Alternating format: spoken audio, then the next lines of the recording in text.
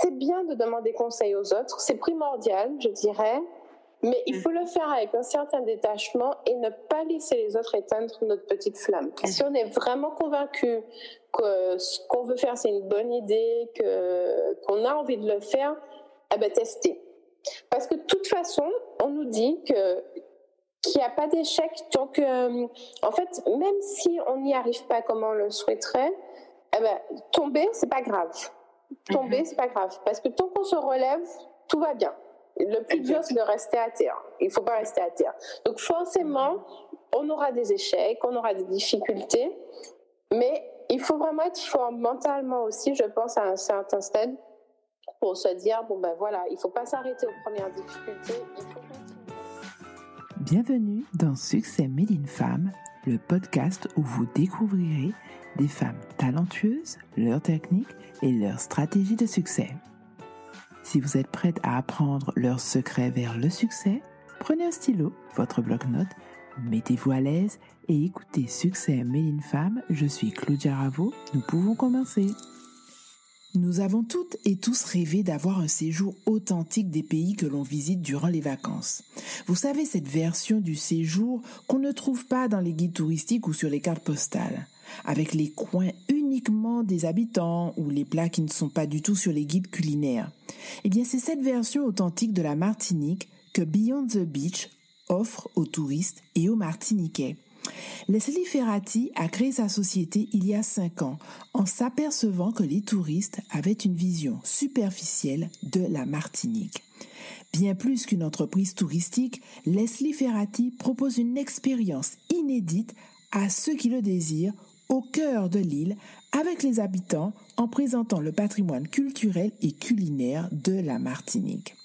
Fondatrice de 2 sociétés créées respectivement en 2015 et en 2017, qui sont Beyond the Beach et Go Beyond, Leslie est aujourd'hui incontournable des prestations touristiques authentiques. Dans cet épisode, vous découvrirez son parcours, comment la crise sanitaire a influencé sa gestion d'entreprise, les avantages qu'elle a trouvé d'être femme dans ce nouveau secteur d'activité, l'impact de son expérience salariale au sein de son entreprise et sa vision du succès. Hello! L'invitée de cette semaine a créé un nouveau concept dans l'industrie du tourisme en Martinique. Elle est la fondatrice de 2 sociétés créées respectivement en 2015 et en 2017 qui sont Beyond the Beach et Go Beyond. Bonjour Leslie Ferrati. Bonjour. Je suis vraiment ravie de t'accueillir aujourd'hui sur Succès Made in Femme. Merci, moi aussi, c'est un plaisir. Alors dis-moi, comment se passe la reprise des activités? Parce que tu es dans l'industrie du tourisme et on voit un petit peu les challenges que l'industrie affronte ces jours-ci. Comment se passe la reprise pour toi et ton activité? Alors, pour l'instant, il n'y a pas vraiment de reprise. Bon, on sent que ça bouge, mais très, très légèrement. Mais il n'y a pas vraiment de reprise pour l'instant. Je pense que ça sera plus court en juillet avec des locaux. Je ne compte pas trop sur les touristes, en tout cas pendant les grandes vacances, parce que ça reste encore un peu compliqué pour eux pour voyager. Et puis c'était très incertain. Ou en tout cas, il y en aura très peu, je pense. Donc voilà. D'accord. Et quelles ont été les répercussions pour toi et ton entreprise durant la période de confinement? Comment tu as pu gérer cet imprévu-là en tant qu'entrepreneur? En fait, il n'y avait pas tellement d'alternatives ou de solutions. Lorsque le préfet a décrété la fin de la saison de croisière, je travaille beaucoup avec les croisiéristes, c'était une saison qui s'arrêtait quasiment 1 mois et demi trop tôt. Et du coup, il a fallu s'adapter j'avais quand même une dizaine de guides sous contrat, donc pour eux aussi, c'est une situation difficile parce qu'ils sont dans une certaine précarité, donc pour eux aussi c'était la fin de leur revenu sur la saison. Et puis malheureusement, comme beaucoup de personnes, pas le choix, attendre que ça passe. Et voilà, après, pendant le confinement, ça m'a aussi permis de remettre à plat certaines choses, de revoir mon site, revoir certaines prestations, essayer d'améliorer, continuer les partenariats quand c'est possible, etc. Voilà, c'est vraiment du travail de back-office. D'accord. Et justement, alors, on a pu voir que durant cette période, je dirais que bon, quel que soit l'entrepreneur ou le non-entrepreneur, on a vu beaucoup de créativité. Est-ce que de nouvelles opportunités se sont dessinées dans l'industrie du tourisme pour toi? Est-ce que tu as pu voir de nouvelles alternatives sur comment gérer l'après-crise sanitaire? Alors, nouvelles opportunités, je ne dirais pas ça. Après, c'est sûr qu'on doit faire attention aux attentes des clients. Et alors, nous, on est déjà sur un concept de petits comités, voire de privatisation sur les activités. Donc pour nous, ça change pas grand-chose en fait, parce que les attentes des clients et les réglementations ont fait qu'il faut maintenant limiter le nombre de personnes sur les activités, privilégier les choses en plein air, etc. Donc, c'est déjà quelque chose qu'on fait et qu'on faisait. Donc, pour moi, il n'y a pas eu trop de changements, mais c'est vrai que sur certaines activités, où par exemple, je sais que certains bateaux, la capacité, c'est 12, donc eux, ils ont baissé à 10. Nous, sur nos sorties, on est déjà sur du petit comité, donc ça ne change pas grand-chose. Donc après, c'est veiller à ce que, qu'il y ait du gel hydroalcoolique, qu'il y ait une distanciation sociale autant que possible, etc. Avec les nouvelles normes, quoi. Voilà, mais bon, pas de changement majeur ni d'opportunités plus précises que ça. Après accentuer peut-être aussi sur tout ce qui est privatisation, puisque les gens ont maintenant aussi envie de se retrouver entre eux. Sur avec des gens qu'ils connaissent. Voilà, exactement. Donc voilà. Et qu'est-ce que tu retiens principalement de cette crise? S'il y a une chose personnellement ou d'un point de vue, je dirais, de l'entreprise, est-ce qu'il y a une chose qui t'a le plus marqué? Alors, c'est vrai que je pense aussi que comme beaucoup de gens, on n'a pas vu venir cette crise, on n'y est pas préparé. Et ça m'a permis de remettre aussi des choses en question, parce que c'est vrai que l'activité étant touristique, c'est saisonnier. Donc, on sait qu'on travaille grosso modo 6-7 mois dans l'année et qu'on a 5 à 6 mois avec quasiment pas de rentrée d'argent ou très peu. Donc, c'est déjà un système financier que je maîtrise, puisque je sais que pendant certains mois, on va faire du chiffre et il va falloir mettre de côté pour la basse saison. Par contre, c'est vrai que quand on a que la saison se termine plus tôt ou qu'on a moins d'activité, là, c'est vrai que c'est des réserves qui n'ont pas été prévues pour ce type de situation. Et là, je me suis dit, mince, va falloir mettre des sous de côté dorénavant au cas où, en cas d'autres pandémies, puisque nous n'en sommes pas à l'abri, malheureusement. En cas de confinement bis ou autre, il va falloir prévoir une enveloppe mise de côté pour pallier à ce type de situation.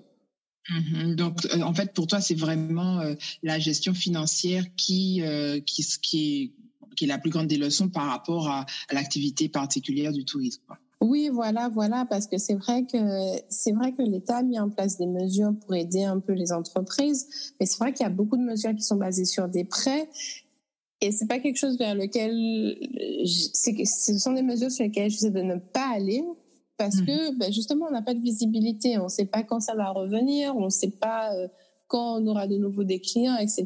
Donc c'est vrai que je n'aime pas trop m'engager dans ce cadre. Sur des prêts, même si ils sont très avantageux et plus ou moins flexibles.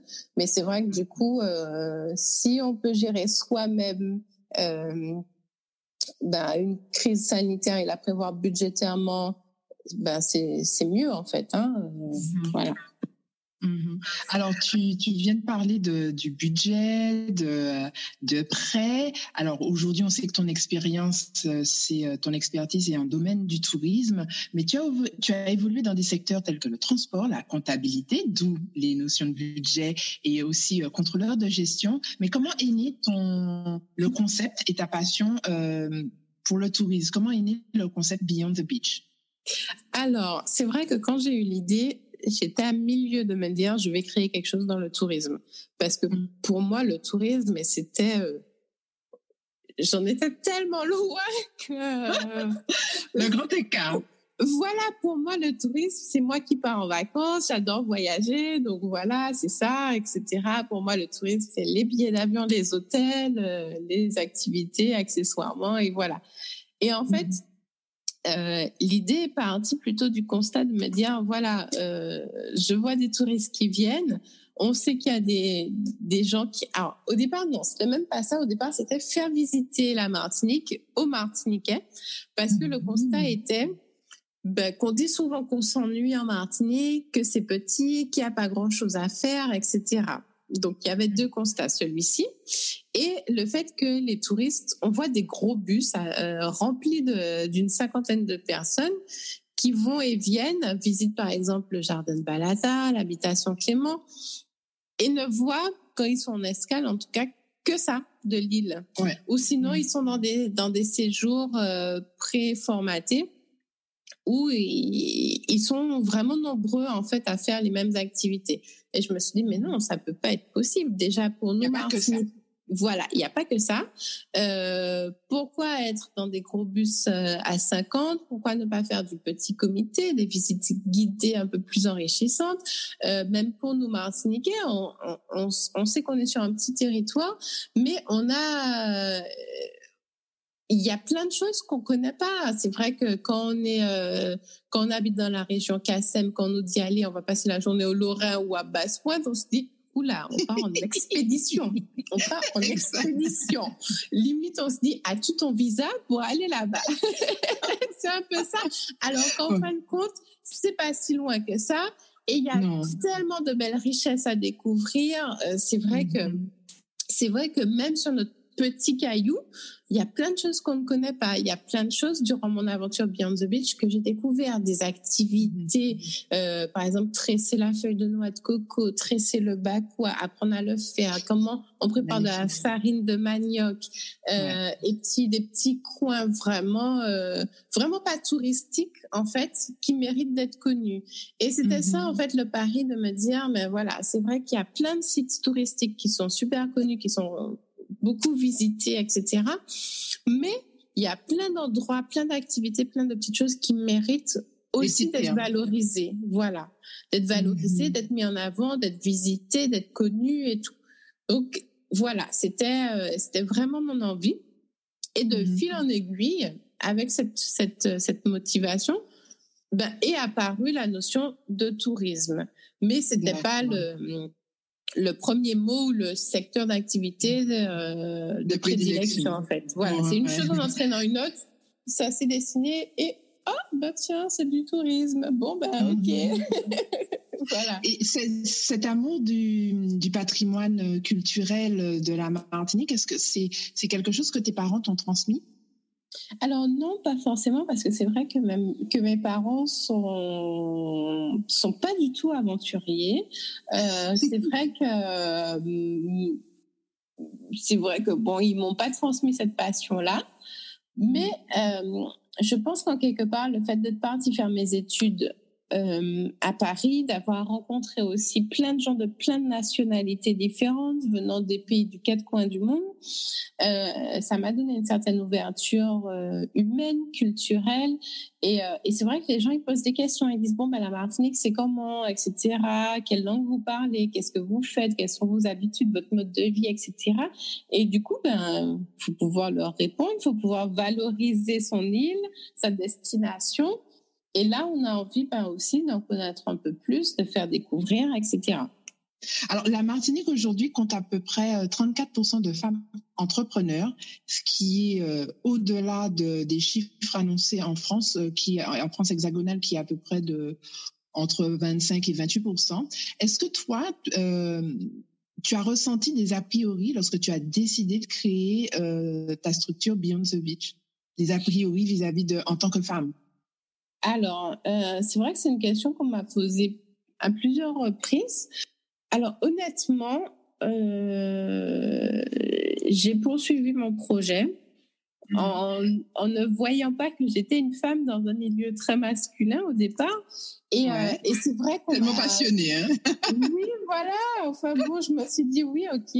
Après, c'est vrai que c'est un domaine où j'ai l'impression que les acteurs actuels sont sont quand même pas du tout de ma tranche d'âge. Hein.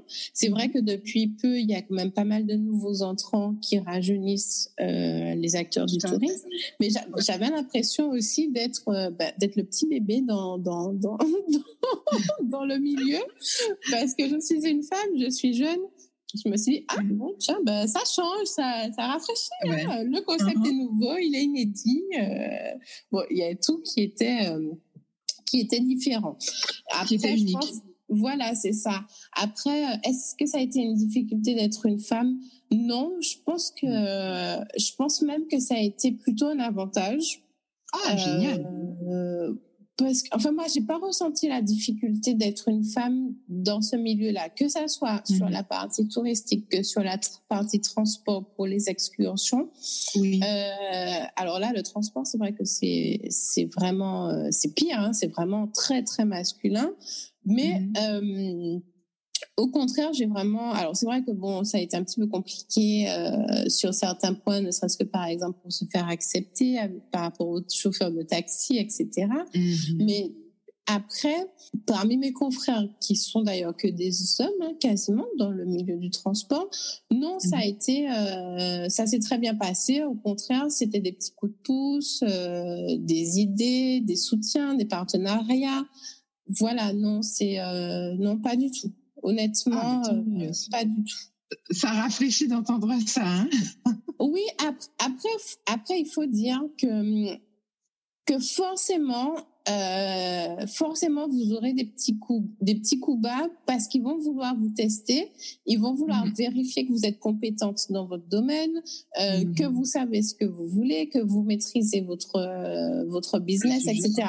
Mais forcément, hein, ça, de toute façon, je sais pas si c'est une spécialité pour les femmes, mais je pense que de toute façon, c'est tous les nouveaux entrants, que ça soit des hommes ou des femmes. Mais moi, ça me tient à cœur de maîtriser mon domaine dans lequel je travaille. Donc, c'est vrai qu'une fois qu'ils ont vu que, non, la réglementation du transport, je la connais bien. Dans le tourisme, je sais ce qu'il en est, etc. Je pense que ça facilite aussi les choses. Ouais, tu n'étais pas là, justement, en tant que touriste, hein? Voilà, exactement.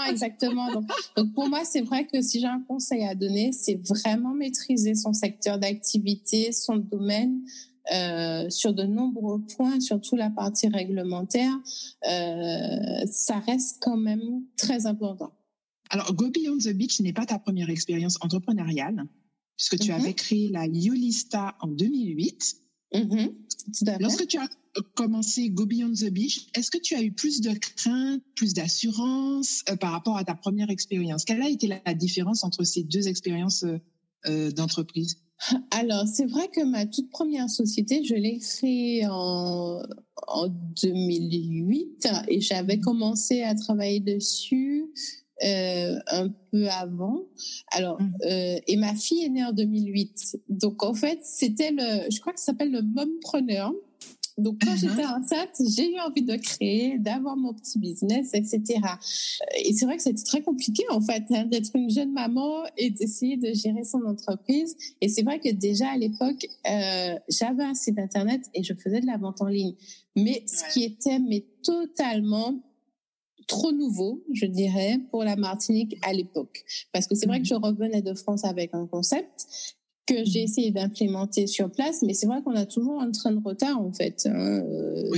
Et à cette époque, sur la partie commande en ligne, ça y était pas du tout. Et c'est vrai qu'aussi, alors gérer avec la vie familiale, le bébé, etc., c'était un peu plus compliqué. Et puis, j'avais eu à l'époque une très bonne opportunité d'emploi salarié, vraiment bien payé. Donc, du coup, c'est vrai que j'ai arrêté avec le projet. Donc, après, ça sert d'expérience. Et c'est vrai que quelques années après, quand j'ai voulu me lancer dans l'entrepreneuriat de nouveau, ben là, la motivation, elle était beaucoup plus importante. J'avais beaucoup plus d'expérience. L'accès aux informations sur les créations de sociétés, etc., c'était devenu beaucoup plus évident. Donc voilà, les choses se sont faites et un peu une chose après l'autre pour construire les projets. Ouais. Alors justement, tu as parlé de l'opportunité d'être salarié que tu as eu, et puis ensuite tu as créé tes 2 structures. On parle souvent du fait que quand on fait la transition de salarié à entrepreneur, de ce qu'on ne veut plus, mais penses-tu que justement tes expériences en tant que salarié, entre ces 2 expériences de création d'entreprise, ont fait la différence pour Go Beyond the Beach et Go Beyond? Alors, pour moi, c'est vrai que l'expérience salariée, elle est vraiment importante parce que j'ai travaillé aussi bien dans le privé que dans le public. Et ça m'a beaucoup servi, en fait, parce qu'aussi, j'ai travaillé dans différents secteurs d'activité. Et c'est vrai que ça m'a apporté une richesse. Et puis aussi, le fait de travailler dans le public, ça permet aussi de comprendre les collectivités qui sont partenaires, que ça soit le CMT, devant l'impact qu'ils ont dans l'organisation. Voilà, parce qu'on se dit oui, mais en fait c'est compliqué parce que des fois on comprend pas les process des administrations, mais quand on y a travaillé, on comprend mieux en fait certaines choses. Pourquoi, par exemple, ça ne va pas à notre rythme, à notre tempo, ça va pas aussi vite qu'on voudrait, etc. Donc c'est vrai que pour moi, l'expérience salariée, elle est vraiment primordiale quand on veut se lancer. Et puis ça donne un cadre, ça donne une structure, on a une meilleure organisation aussi. Maintenant que tu as 5 ans d'existence, est-ce que tu vois en tant qu'entrepreneur, et malgré, je dirais, la situation de la crise sanitaire, est-ce que tu vois l'avenir différemment dans le tourisme et particulièrement en Martinique? Est-ce que je vois l'avenir différemment? Alors là, l'avenir pour le domaine du tourisme aux 4 coins du monde est un peu flouté, je dirais. Est-ce que je le vois différemment? Non, en fait, ça prendra du temps à reprendre, je pense. Mais les gens continueront à aimer voyager et je continuerai à faire ce que j'aime aussi. Hein. Les gens n'attendent que ça, en fait. Hein. Oui, tout à fait. Alors, tu l'as mentionné tout à l'heure, tu es maman, tu gères 2 structures. Comment arrives-tu à t'organiser entre vie de famille, vie de femme, vie professionnelle, vie de maman? Comment tu fais? La question. C'est compliqué. Non, c'est pas compliqué, c'est une question. C'est vrai que mes enfants, c'est ma priorité. Mes enfants sont ma priorité, mais mes entreprises sont aussi très importantes. Donc, c'est vrai que dans l'organisation, par exemple, d'une journée, au réveil, c'est checker les mails, voir s'il n'y a pas d'urgence, etc. Après, les enfants, préparer, machin, emmener à l'école et tout. Et après, de nouveau, travailler. Et après, encore les enfants, et après, encore le boulot. Donc, c'est vrai que il faut être très flexible. Faut avoir un très bon agenda, je dirais. Un ou plusieurs, je sais pas. Mais non, honnêtement, être maman pour moi, c'est pas une difficulté. Je sais pas. Hein. C'est vrai que certaines femmes qui se lancent dans l'entrepreneuriat se disent je ferai des enfants après ou j'ai pas de disponibilité pour. Mais je sais pas. Je pense aussi que c'est une question d'envie personnelle où je me dis voilà, j'ai plusieurs casquettes. Il va falloir que de toute façon elles s'accordent toutes. Et il n'y a pas le choix, il faut que ça fonctionne, ou en tout cas qu'on sauve les meubles. mais non, mes enfants, après, elles savent aussi, hein, je leur ai déjà expliqué qu'il y a des périodes dans l'année où c'est compliqué. Donc c'est vrai que ça arrive qu'elles se plaignent, mais maman, tu travailles trop. Alors c'est vrai que ça fend le cœur, hein, c'est difficile. Mais après, je leur explique, tu sais, de telle période, de tel mois à tel mois, maman, elle travaille beaucoup. Donc, mais par contre, vous êtes bien contente quand on part en vacances à telle période, quand je suis disponible. maman est chef d'entreprise, elle n'est pas salariée, donc vous êtes bien contente que vous demandez à maman de vous accompagner pour telle sortie pédagogique, de venir au spectacle qui est à 9h du matin. Très flexible. etc. Donc voilà. Donc c'est des compromis et ça fonctionne en tout cas. Voilà. Mm-hmm. Alors aujourd'hui, tu es quand même une des références dans le nouveau concept de tourisme, c'est-à-dire rapprocher le touriste de l'habitant. Tu as créé 2 structures, comme je l'ai dit tout à l'heure, Beyond the Beach et Go Beyond, qui sont bien référencées. Tu es devenu incontournable dans l'expérience originale du patrimoine culturel. Tu es maman. Certains diront que tu as réussi. Est-ce que cela correspond à ta définition du succès? Wow, la définition du succès. Alors, c'est vrai que c'est quelque chose de très... C'est personnel. Voilà, c'est lié à chaque personne. Après, le succès, je considérerais personnellement que je ne suis pas encore au terme de succès. Par contre, en termes d'épanouissement personnel, oui, j'y suis parce que je suis une maman comblée, parce que mes enfants se portent bien, parce que mes sociétés grandissent, en tout cas jusqu'à présent, grandissent chaque année un peu plus. C'est vrai que la crise, pour l'instant, en tout cas, les sociétés ne sont pas en difficulté. Bon, c'est vrai que c'est compliqué, mais les sociétés résisteront normalement à la crise. Pour moi, c'est vraiment un épanouissement. Est-ce que j'ai encore plein de projets dans les cartons? Donc, est-ce que je peux parler déjà de succès? Je sais pas. Après, je suis peut-être aussi quelqu'un de très humble, mais voilà. Pour moi, je suis pas encore. J'ai encore plein de petites choses que j'aimerais faire. Donc, je dirais pas. Pour arriver à tes objectifs. Voilà. Mais c'est vrai que je suis quand même à ce stade vraiment très fière, très reconnaissante. Je suis bien. Je suis bien. On peut toujours mieux faire. On a toujours envie d'avancer. Et je pense que c'est ce qui maintient aussi, c'est la motivation, les nouveaux challenges, les nouvelles idées qui sont dans des cartons qu'on a envie de développer. Voilà.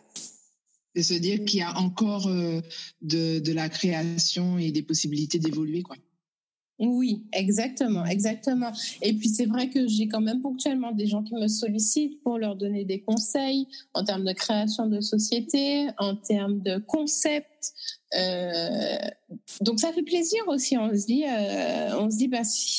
si ça me permet aujourd'hui d'en vivre et d'être épanouie et aussi de pouvoir ponctuellement aider d'autres personnes, conseiller, pour moi. Je suis contente. Et est-ce que le fait d'avoir côtoyé des personnes de cultures différentes, parce que tu m'as dit que tu as évolué sur Paris avec beaucoup de personnes de nationalités différentes, est-ce que ça a modifié ta vision justement du succès, de ce qui était possible lorsque tu as décidé après de revenir en Martinique? Alors, est-ce que ça a modifié ma vision du succès? Alors, je pense que ma vision du succès était très liée au côté financier. Et je pense que c'était vraiment le succès pour moi, c'est lié à une certaine richesse financière et matérielle. Alors qu'aujourd'hui, en fait, j'ai une vision tout à fait différente du succès. Est-ce que les autres personnes de d'autres nationalités m'ont aidé à voir différemment? Je dirais sans doute un peu aussi parce que j'ai quand même plusieurs amis qui viennent de différents pays d'Afrique. Alors c'est vrai que quand on les entend, même il y a pas très longtemps, j'ai rencontré une jeune entrepreneuse d'origine africaine et c'est vrai que quand on entend leurs difficultés, le contexte et ce qu'ils réussissent à développer, voilà, exact. On se dit waouh! Et là, on s'est dit, ah oui, dans ton pays où les femmes n'ont aucun droit, n'ont pas le droit limite d'être chef d'entreprise parce que vous êtes dans une société où les femmes doivent être juste des femmes. La patriarcale, ouais. Voilà, être marié, en plus dans une société polygame, oh là là, il fait pas beau de créer sa société. On se dit, ah oui, waouh, tu as réussi à créer une industrie, tu produis du beurre d'arachide que tu exportes aux quatre coins du monde, etc. Ah oui. Non, mais j'ai lu récemment justement une Africaine, je me rappelle plus du pays, mais c'est en Afrique. Elle a été nommée PDG d'une société. 70% de la masse salariale composée d'hommes ont démissionné parce que c'était une femme. Donc, quand une femme arrive à faire quelque chose en Afrique, tu peux dire que bon ben écoute, respect. Oui, voilà. J'ai des amis hommes en Afrique, mais aussi bien des amis femmes qui ont créé leur business. Honnêtement, oui, c'est impressionnant. Donc oui, ça change la vision du succès. Ça met en perspective aussi beaucoup de choses parce que les difficultés qu'on pense avoir, qui sont aussi insurmontables, on se dit non, mais c'est pas possible, c'est trop compliqué, etc. On se dit, mais quand on entend d'autres témoignages, on se dit, ah oui, bon, ben, on va relativiser. Et que c'est encore du domaine du possible. Voilà, exactement. Et puis, c'est vrai que par moments, j'ai trouvé des choses très difficiles. Certaines démarches étaient compliquées ou j'ai trouvé des choses vraiment difficiles à accomplir. Et en fin de compte, en mettant tout son bon vouloir et toute son énergie dedans, je dirais qu'une fois qu'on a passé l'épreuve, on se dit tiens. En regardant en arrière, on se dit dis donc, ce que je pensais infaisable, irréalisable, trop difficile, etc. J'ai réussi.